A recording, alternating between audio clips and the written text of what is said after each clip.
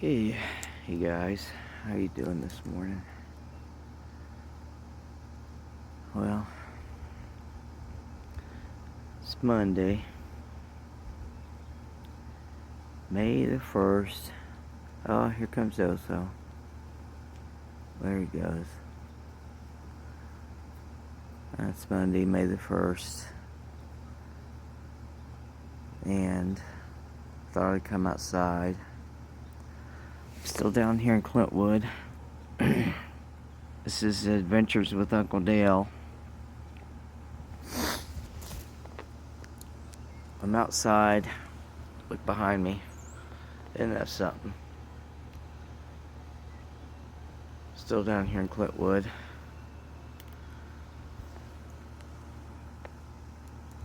Oh. Thought I'd come outside, drink my coffee. Got me a different little kind of coaster this morning. There's my coffee right there. I don't know what that is. It's some kind of a motor trailer hitch thingy. I'm looking the woodshed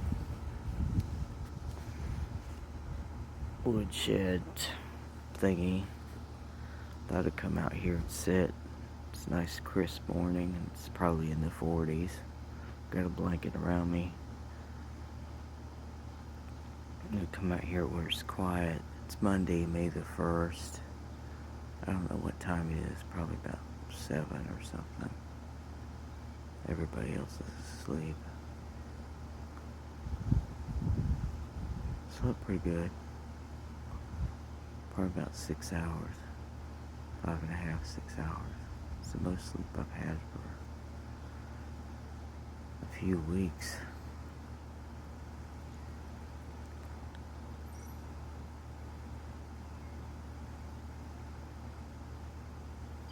Get caught up in my sleep. There goes these birds.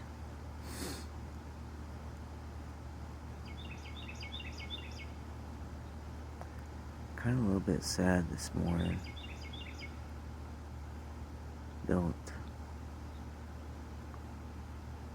Not like sad, like depressed, like I ain't got no funny in me this morning. Got a little bit of funny. My glasses so crooked and messed up, and just like my life. No, I can't say that. I'm blessed and highly favored, and broke and pathetic and ugly, and Lord of mercy. I'm sitting out here amongst the wood. There better not be any snakes in here. There's probably gonna be a snake come out and get me. That's the kind of luck I have. I don't know. There's snakes in here. Rats, snakes, chipmunks, and wood creatures. I'm sure. I don't know. I fashioned myself a bucket of something to sit on. I don't know what it is. I just said I need something to sit on. I don't know what it is. It's some kind of... Look at that. I don't know. I got me a bucket. I put a piece of flat wood on top of it. Bucket of hazardous waste of something. I don't know. It was sitting over there in the corner. I said I ain't gonna sit on the ground. I need to sit on something so I can talk a little bit. So I'm sitting on a bucket of hazardous waste of some time. God knows what's in it. I don't know what Joe's doing out here. He's getting wood. He has to collect wood for the wood stove for the winter. He's probably going to build a fire this morning. It's cold. 40-some degrees, I bet. It's going to warm up. That's what it does down here. It's cold in the winter. Yeah. That's what I was going to say. Oh, this coffee's so good. Oh my God. Mandy. I'm just gonna have 1 or 2 cups just to get started, and then I'll stop, I promise. Oh God, that's so good. Oh, thank you God for coffee. Oh, thank you for making them coffee beans or wherever it's coming from. coffee beans. I don't know. It just comes from the Piggly Wiggly. That's all I know. It's so good.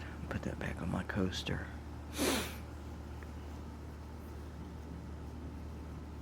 But I just want to sit outside this morning and talk a little bit. It's the last day here in Clintwood. I got to go back to Columbus. I'm supposed to go back to work tomorrow.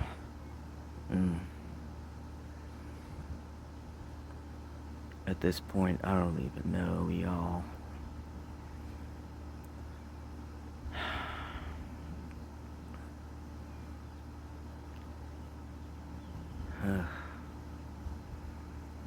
Part of me is like, just, like,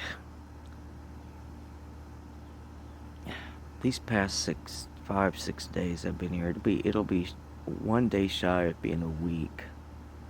And I know absolutely this was the right thing for me to do, was just take off and come down here and just get some peace and quiet and think and pray and figure out what my next step is. You know, I'm moving to Florida. Definitely know that. Just don't know when or how or what the timeline is. It seems like every day changes. Gee, many Christmas. Every day something new comes along and I have different options and it's crazy. I don't know what I'm doing. The one thing I know I'm doing is I have to pray about it because I don't know what I'm doing from 1 minute to the next. So today, after I finish my coffee and get back in there, I gotta pack and just throw my stuff in the car and hit the road.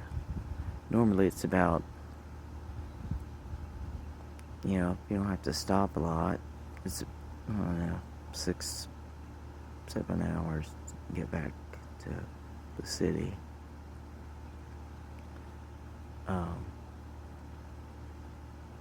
I'm supposed to go back to work tomorrow, my part-time job. And then I have a court date Thursday about the eviction, which I plan on going to. And just, if nothing else, I don't care about that. I mean, I'm moving out of the apartment. It doesn't matter. I'm giving it up. It's you know, that's all said and done. I don't care about that. I've lived there 23 years, and it's time to go. I need the change. I want the change, but the only thing I hope to get out of it is just a little more time, so that I can just have the time to sort through my stuff and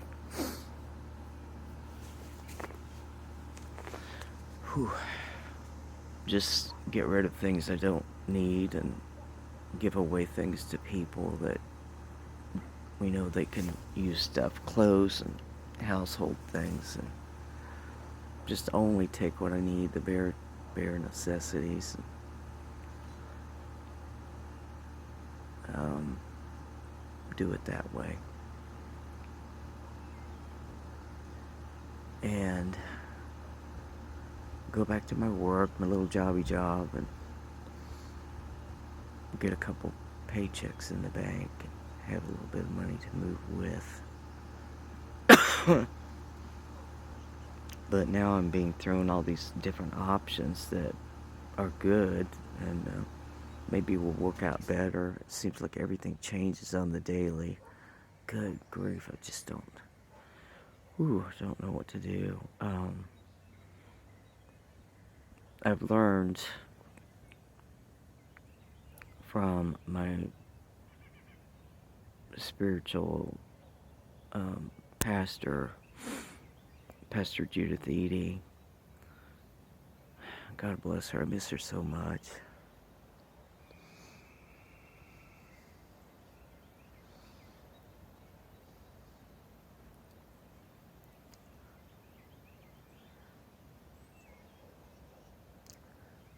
She was such a influential part of my life, and a good friend as well as my pastor and counselor. I knew her for almost 30 years, 20-something years. She passed away, I think it was last year, I don't know the date, but she had some serious health conditions, and she wasn't able to come and lead the church the past 4.5 years. Her health kept declining. My good friend Reba has kept our little church running for that past 4.5 years through COVID and everything. God bless her. She just kept the little church going. And toward the end here, these past few months, everything started to decline, and Reba, she got so busy with her 3 jobs and everything, and someone else stepped in and changes were made and started going in a different direction, the church, and it just wasn't the same. And for me, it just, it just wasn't the same. You have to go when you go to church, you have to go where you're fed spiritually, and you have to go where it's a right fit. Like when I started going to church, almost 30 years ago, first of all, I didn't want to go to church. I had no interest. And that's the way a lot of people feel. Like they don't really know where to go or where they're supposed to go. And I get it. Like I was an atheist, for crying out loud. Told Reba I don't want to go to church. I'm not interested. And I thought, let me go one time, just to make her get off my back. I'll go one time with her. And this is the story about how I tell a lot of people sometimes, when I want to share about my journey. I said, I'll go. She wanted me to come over and do something in her house, help fix something. I said, I'll go, and then we'll go to lunch, and I'll go over and help you with your kitchen repair, whatever it was. And, but, at first I said, no, I don't want to do that. I'll help you with your kitchen repair, but I don't want to go to church. And then something happened, and I ended up going. But I just said I'll go with her, and then I'll tell her like I don't like it, and then I won't have to ever go back. I'll just do it to keep, get her off my back. I'll just say, "Ooh, I went, and I'm not interested. I don't like that kind of stuff." Well, it turns out I liked it. I met Pastor Judith, and she had the gift of spiritual prophecy, and she told me something about myself that really got my attention. Nobody else in the world knew something about what she shared with me one-on-one, and not even my own mother. So yeah, I think that was just God working through her to get to me. I don't think it, I know it. Sorry, guys. I still need that antibiotic. Gee whiz.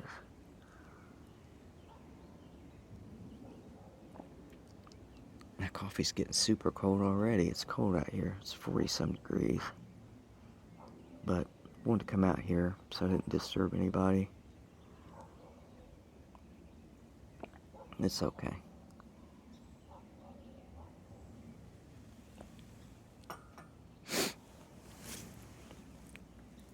Anyways, talking about Pastor Judith. I miss her. She was my friend. Me and Reba and Pastor Judith. She's a great person. She taught us so much. She was she was, all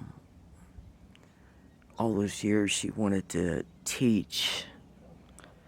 and teach and basically train me and Reba for when she was ready to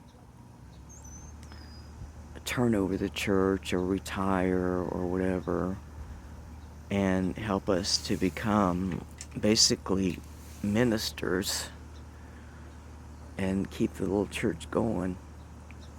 And Reba was kind of really into it, and I didn't think I was worthy to do something like that, and I really wasn't ready. I was just so unsure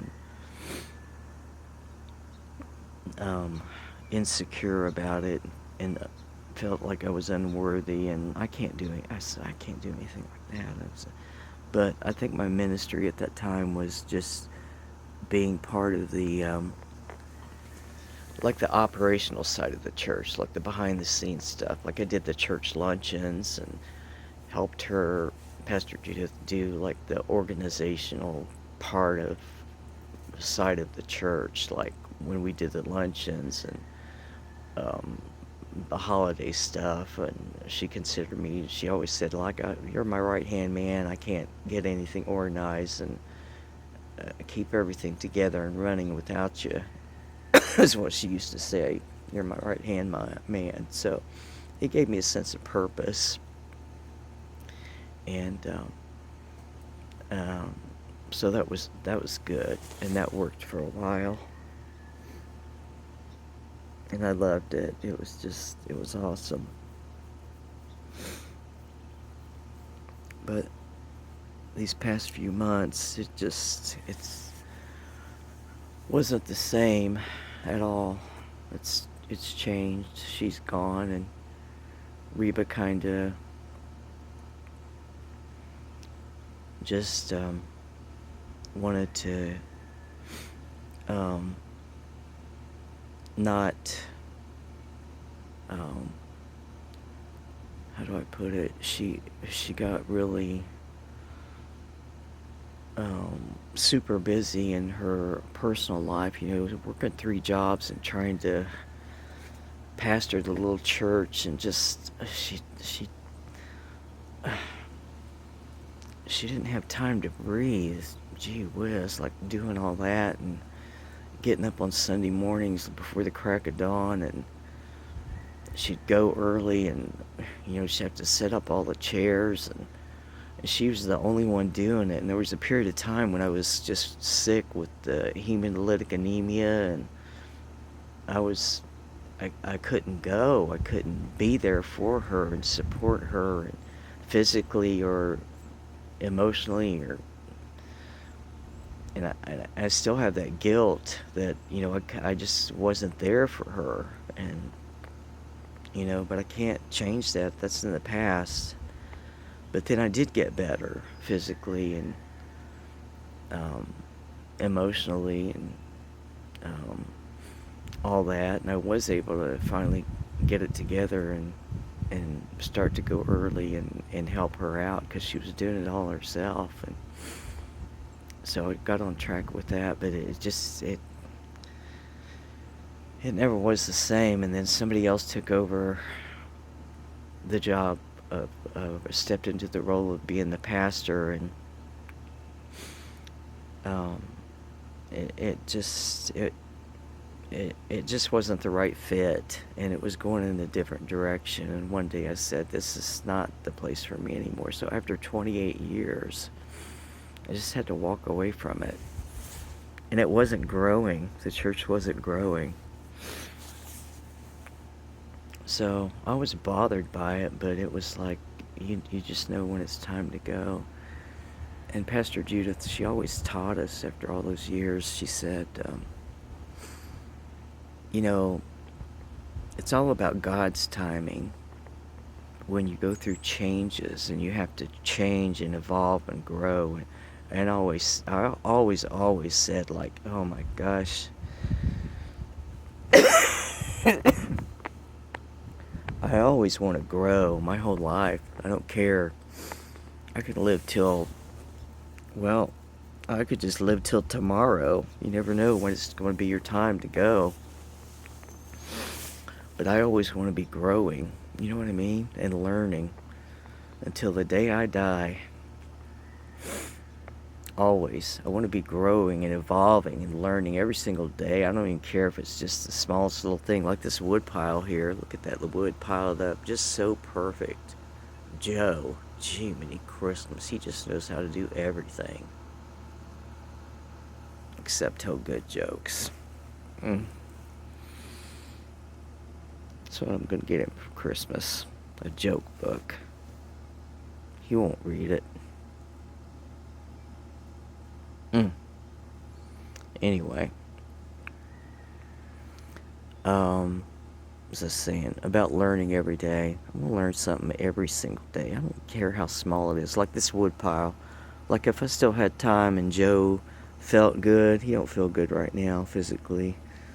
He's not feeling so good, but like if I wanted to, I said, Joe, I don't know. I think this thing here, I think what it is, I think I figured it out. I think it's a wood splitter.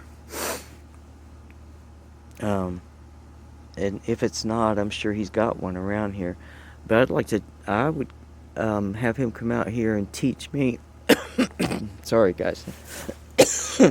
Teach me how to chop this wood and split this wood. Because if I had my druthers, one day, you know, when I have lots of money, whatever, I'll have me several homes. One of them will be down here in Clintwood.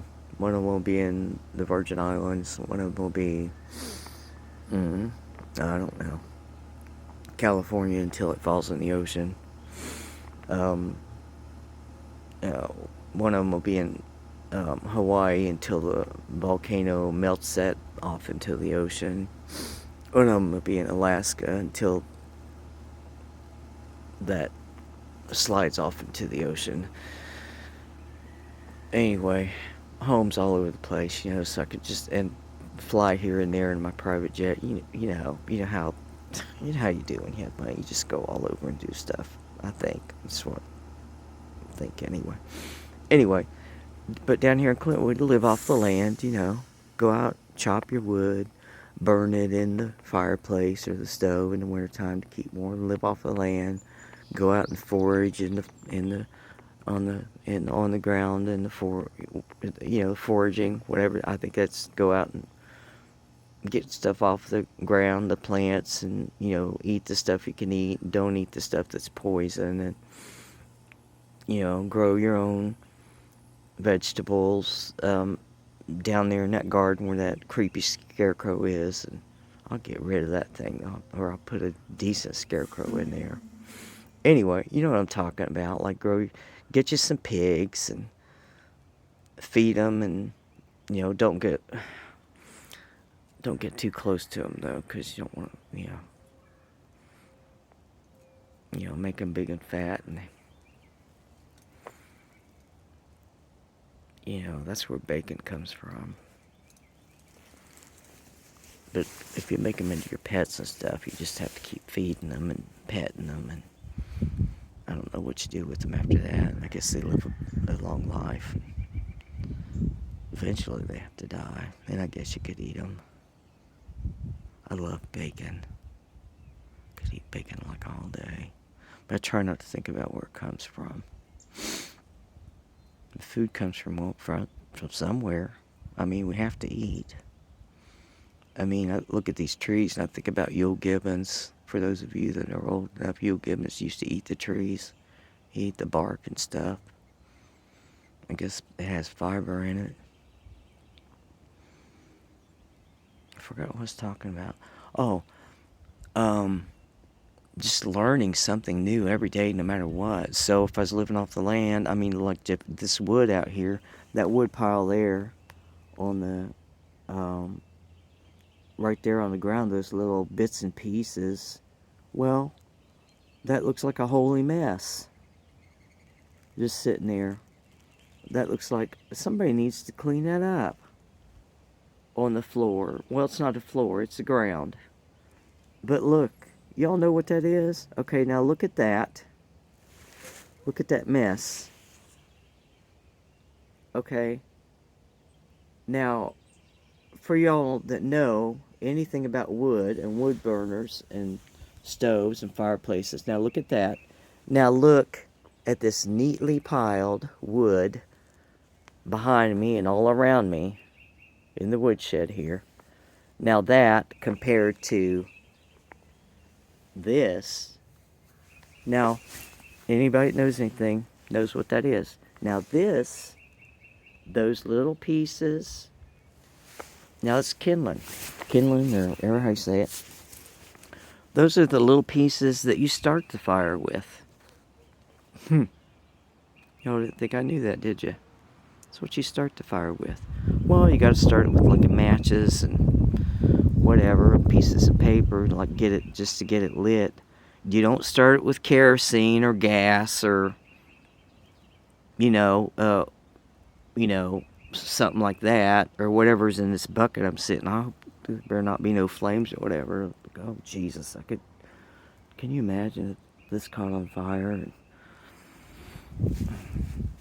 I'd be burnt to a crisp out here and go up in flames.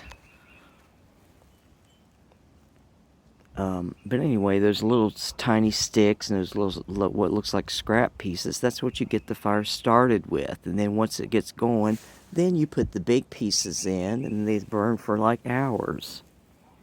Y'all didn't think I knew that, did you? You can take the boy out of the mountains, but you can't take the mountain out of the boy.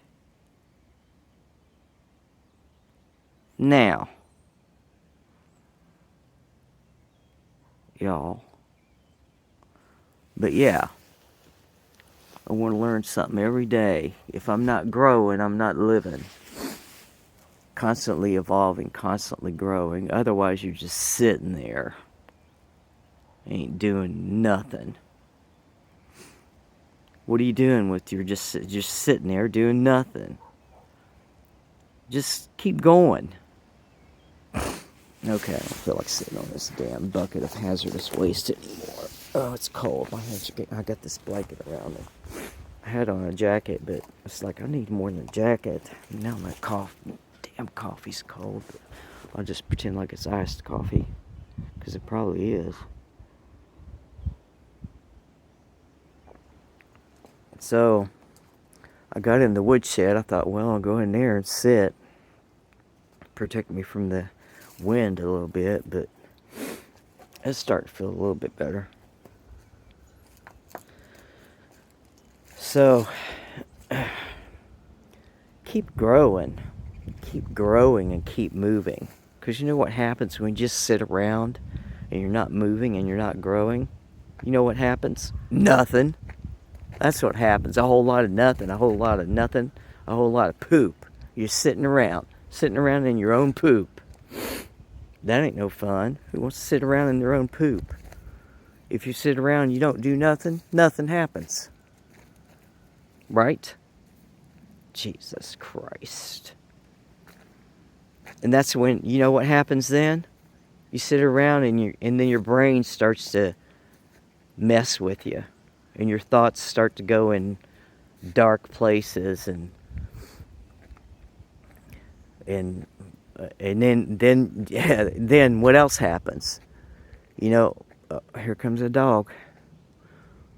Oh, he's happy. Look at him. What you doing? What you doing this morning, buddy? What you doing? You're happy. What you doing? You had some coffee too? Yeah, you pretty dog. My hands are full, or I pet you. Oh, look at you. Oh, look at you. Let me give you a little belly rub. Let me give you a little belly rub, buddy. You like that? It's a pretty dog. Yeah. But anyway, what happens when you're sitting around? You're not busy. You're not doing anything. You could be sitting there, and if you don't have anything specific to do, we'll sit there and meditate or pray about something. Use that quiet time to do good, positive things. Because if you don't, guess what? That gives the enemy an opportunity. Like, oh, there he or she is. There's my chance to get in there. Get in there and just weasel my way into their thoughts and their mind. Feed that negative stuff in there. There's my opportunity. Get in there and give them some negative thoughts. Just start feeding all that bullshit to them. Oh, I don't feel good. I don't feel good. I'm tired. I don't feel good. I feel kind of depressed today. I don't have anything to do. What am I going to do? There's nothing worth doing. My life sucks. Everything's horrible today. I don't have nothing to do. I'm lonely. I'm depressed. My life sucks. I hate my job. I don't have any good relationships. Blah, blah, blah, blah. Everything's negative. That's when the enemy starts feeding all that shit. Pardon my language. Bullshit and crap into your mind because you leave it open for that stuff. You know, that's when that starts to happen. You know, and if you're not paying attention, if your spiritual eyes and spiritual ears are not open to the good stuff that God wants to feed into you, well, guess what? The devil has the opportunity to do the same thing. Let me feed all this negative crap to you. And that's what happens. Trust me, I know. Been there, done that. And that's when the depression sets in. You know? Negative thoughts don't lead to a positive life. I know that. Been there, done that. There's times when I went through periods of time where I couldn't even get out of bed. And guess what? You could ask Reba.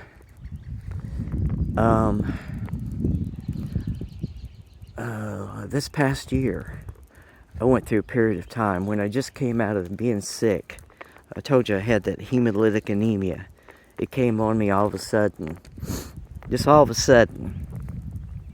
My doctor calls me at home. You know when your doctor calls you at home on a Sunday evening, and you see on your caller ID on your cell phone your doctor, you know, calling you at home from her cell phone. When you get that call, you're going like, I need to answer this. This is my doctor. What's going on? And she says, you have hemolytic anemia. I said, what's that? I don't even know what that is. Well, your red blood cells, your body's destroying your red blood cells faster than it can make them. I'm going like, that does not sound good. She said, it's not. You need to go to a hematologist right away. Well, I did. Now this went on for 2 years. They never did figure out what was wrong. Never did figure out what was causing it. Of course, the first thing they check for is cancer, some kind of blood cancer, because cancer runs in my family. Well, I knew I didn't have cancer. I just knew it. But they're checking for it. Has anybody out there ever had, I know you have, you ever had a bone marrow biopsy? Those damn things hurt. I had 2 of those. They take that needle. They just numb the skin in the lower part of your back, and they have to stick that big giant-ass needle in there and into your part of your spine and suck out the bone marrow, the cells or whatever, and test it for cancer. That crap hurts because it puts a lot of pressure. And they can't numb the inside of it, so you feel it. I had 2 of those done. Then I was in the hospital in 2021 for a week. The hematologist, I went in for just a regular doctor's office visit. He said, putting you in the hospital. I said, what? I said, no, wait a minute. I'm on my way to work. I had lunch plans, and then I'm going straight to work. I'm going to work today. He said, no, you're not. You're going straight to the hospital, buddy. I said, okay. Guess my plans for the day have changed. Said I want to burn a bunch of tests. We got to figure out what's going on. Your oxygen levels are all over the place. Should be up to between 95 and 100, and yours is jumping all over the place. It's going down to 70. If you don't we've got to get your oxygen straightened out, because if it goes to a certain level, you know, and it stays there, your organs start shutting down. That's a holy mess. I said, what is going on? You know what? It went on for 2 years.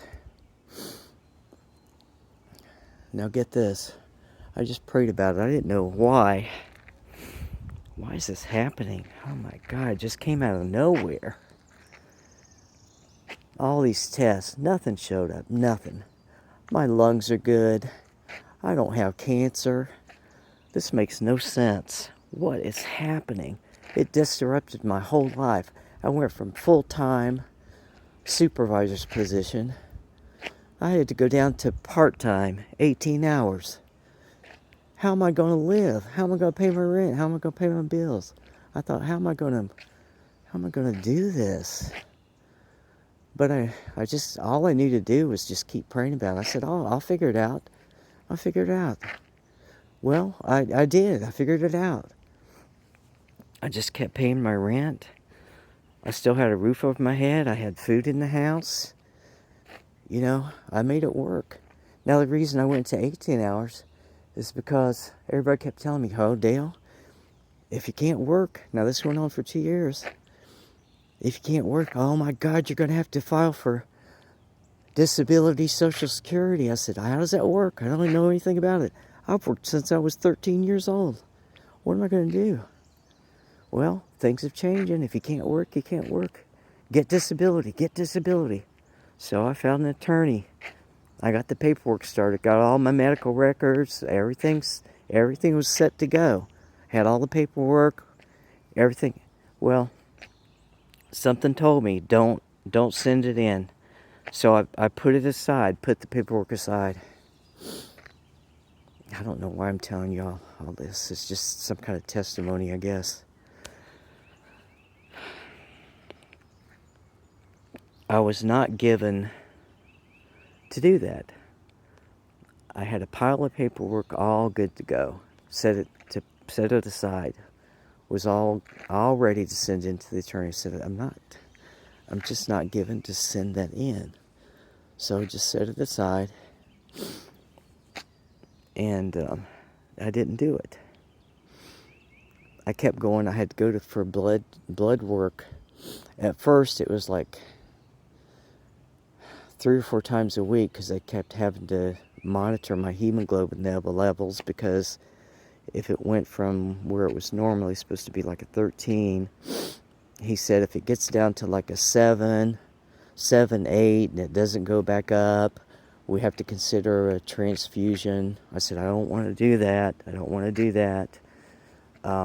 He said, your spleen, we don't know if it's got something to do with your spleen. If it, that's a 50-50 thing. We might have to take that out, but we don't know if that's the problem or whatever, and we could do it. And I said, well, I don't want to do that.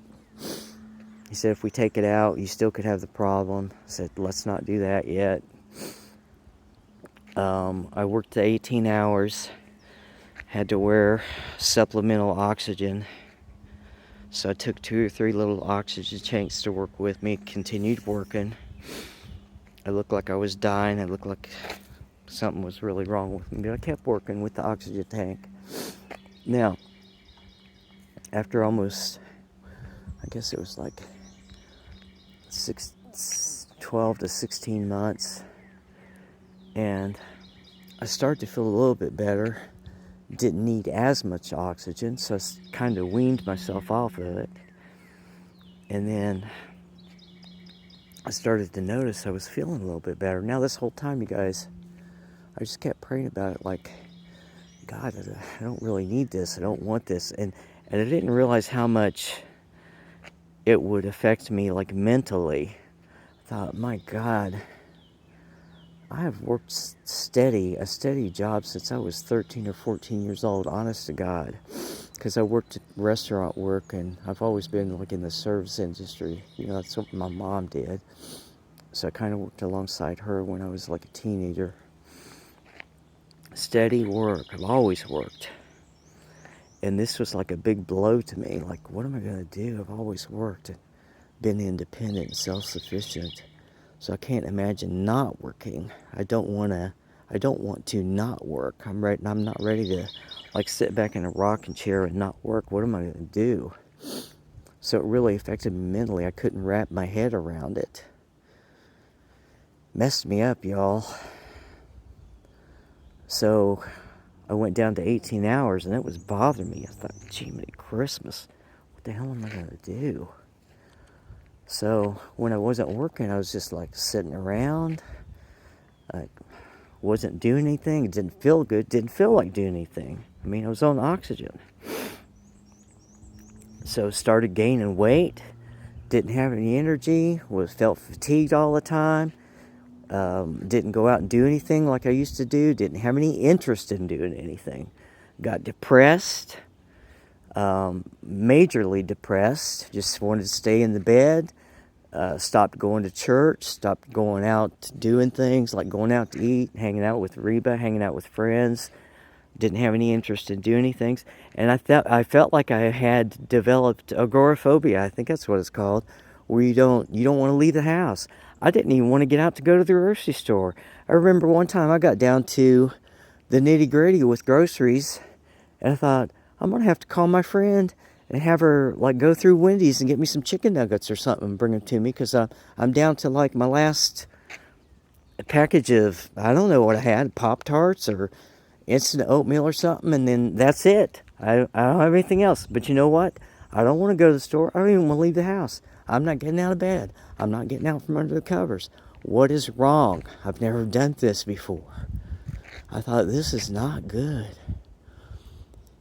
Now, all that being said, I didn't know what to do. Physically, I was a mess. Mentally, I was a mess. Emotionally, I was a mess. Didn't want to talk to anybody. Lost track of my family, my friends. Didn't have any interest in it, anything. Now, here's the thing. The only thing I knew that I could do and I wanted to do, even though I couldn't get out of bed, you know what I could do? Pray. That's all I needed to do was pray. And I could open up the Bible, I could read it, and I could try to get myself motivated and inspired in that way. That's all I needed to do. And guess what? Guess what?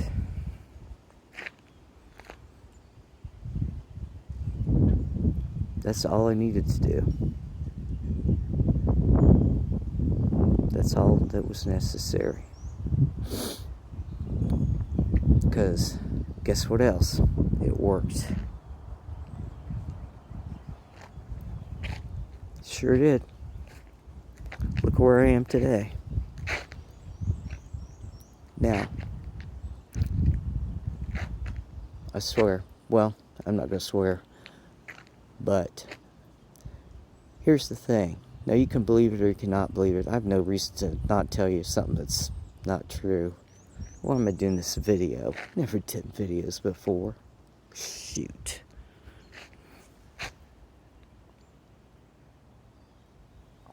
You can believe it or not believe it. I don't care. You don't know me. Here I am in Clintwood, Virginia, getting ready to go back to the big old metropolis of Columbus, Ohio. Today, I'm kind of sad about it because part of me doesn't want to go back, but I have to. I got some loose ends to tie up, and then who knows what I'm going to do next. Tomorrow, if I'm going to go back to work. I'm supposed to go back to work. I don't know.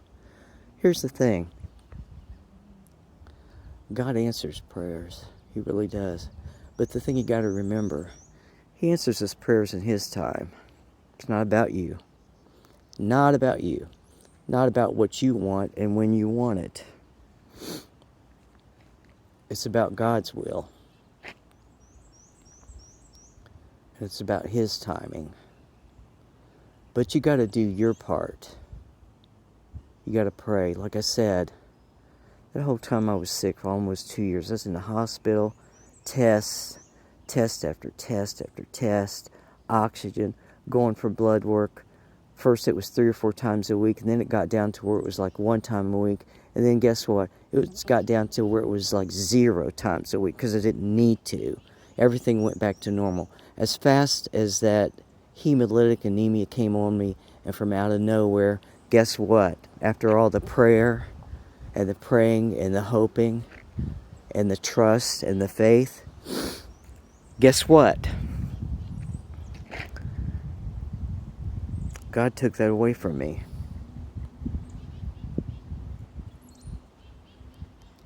Because I prayed about it. And I knew He would do it. I believed. Like that song CeCe Winans has, believe for it. You have to pray and you have to believe for it. Believe it's already done. And I did. Said I'm just going to believe that it's going to be taken care of. Now, I didn't know when it was going to happen, but I knew it was going to happen. I just didn't know when. Well, like, why is this happening to me? Well, I don't know. When is it going to stop? I don't know. I'm not in control of it. God is. But guess what? It stopped. Sure did. All my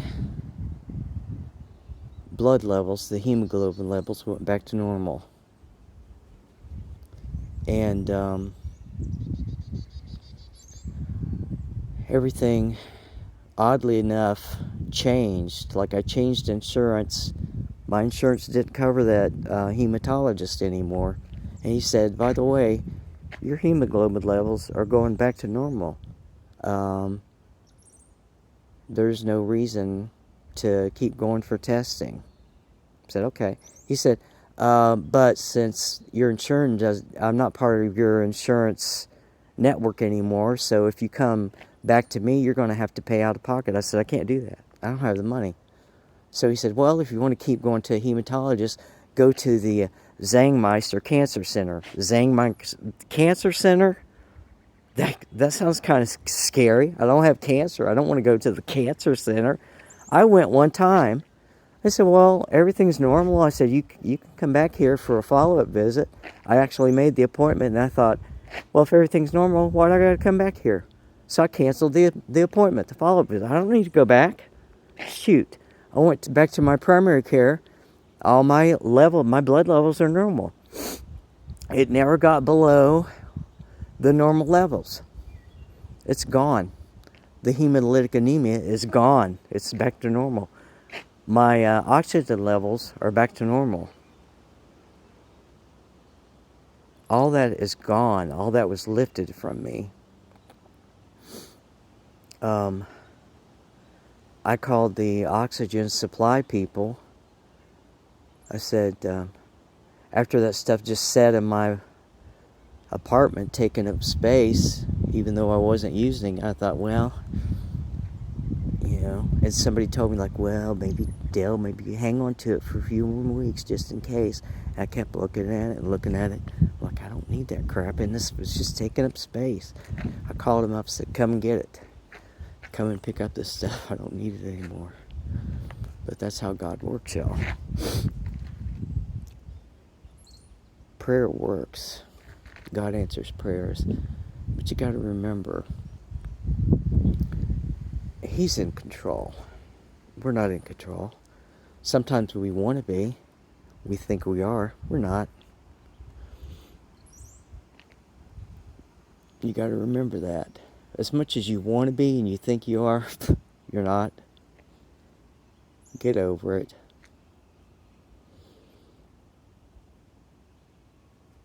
And when you're young, you think you're invincible. You think you can run the world, and you want to work your ass off and go to your job and get that money, get that house, get that car, get this, get as much as you can, keep up with the Joneses, stuff like that. Listen, all that can be taken away from you in a split second, and what's it going to matter?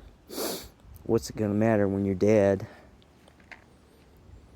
You never know when your time's going to be up. You know what they say, you're never going to see a hearse with a U-Haul attached to the back of it. You can't take it with you. So, what's important while you're here and while you're breathing and while you're living? First of all, God. Give God what He deserves. Because as long as you give him what he deserves, he's going to give you what you deserve. God is love.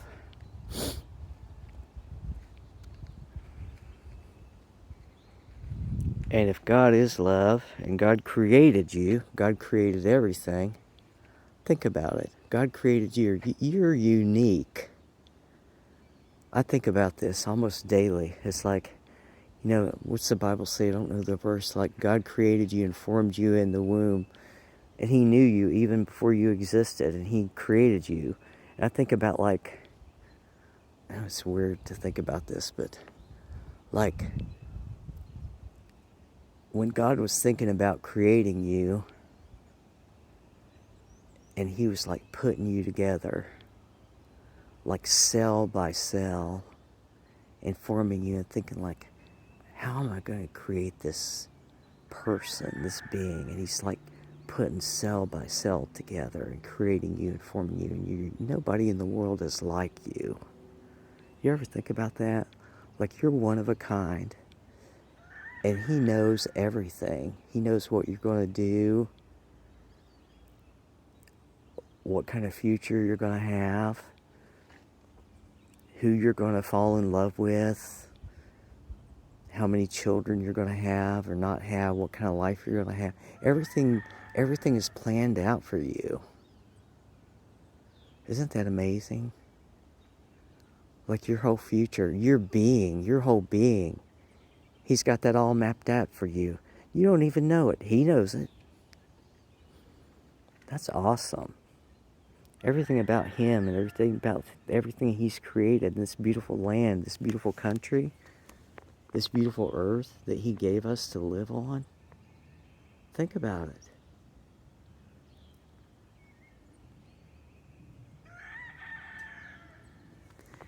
And I sit sometimes, when you sit and you start having your little pity party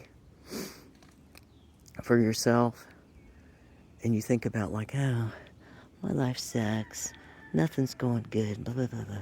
Well, start turning those thoughts around into something positive, and start thinking about like, wait a minute, let me think about how unique nobody in the world is like me.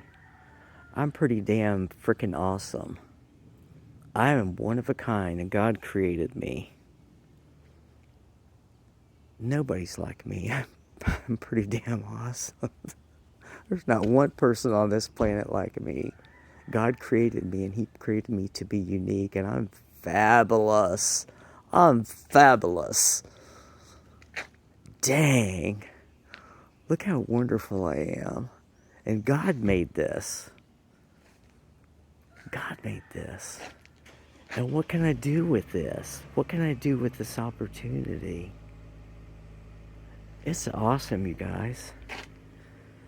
And sometimes it may take you a while to get to that point. It's okay. It's okay. It took me a while to get to this point. I went through a lot of garbage in my life up to this point. A lot. And I prayed recently, something else I prayed for, and it almost brings me to tears because things are changing so rapidly for me. Everything's moving at lightning speed. I can't describe it. Oh, what I started to talk about when I first started the video about Pastor Judith and everything, when God moves, and he moves fast sometimes, when he says move, and he wants you to move, man, you better move. You better move. When he starts throwing blessings and favor in front of you, you better just go for it. Just go for it. And you know what? When you get on that train and your train starts moving, and everybody that's in your circle and supposed to be on that train with you, if they can't get on board and get on that ride with you, they're going to miss out. They better get on that train with you, or they're going to miss out on that ride. Let me tell you. Because that train is moving fast, buddy. That train is moving fast. They're going to miss out. They're going to be left at the train station just standing there. I'm telling you, everything's moving at lightning speed. It's moving fast. So what else am I praying for right now? Ooh, buddy. What I'm praying for, God, give me the strength to keep up with what you're about to put in front of me. Because, ooh, it's a challenge. But I prayed for that. I prayed for this. I said, give me some strength.